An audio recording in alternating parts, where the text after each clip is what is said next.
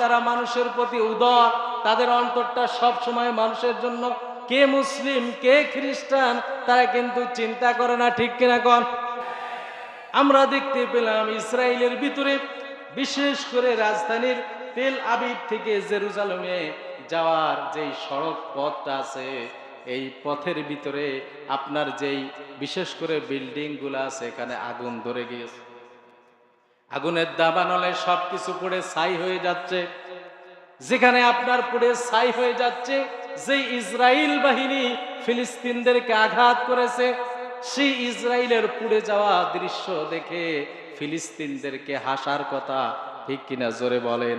কিন্তু ফিলিস্তিন যারা মুসলিম তারা হাসে নাই, তারা বরংস দৌড়ে যে সেই ইসরায়েলদেরকে বাঁচানোর জন্য, আগুন নিবানোর জন্য সহযোগিতায় লেগে গিয়েছে। জোরে বলেন সুবহানাল্লাহ।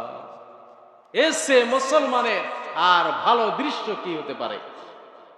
আজকে আমাদের সাথে ভারত দিল্লি যারা আছে তারা অমুসলিম হোক, কিন্তু আমাদের সাথে তারা হিংসা করতেছে। কিন্তু তাদের ওই রাজ্যের ভিতরে যদি কোনো রকম আল্লাহর গজব এসে সেখানে দারিদ্রতায় পৌঁছে যায়, খাবার পানি যদি খাবার না থাকে, এই মুসলমানরাই তাদেরকে খাবার দেবে, ঠিক কিনা কন?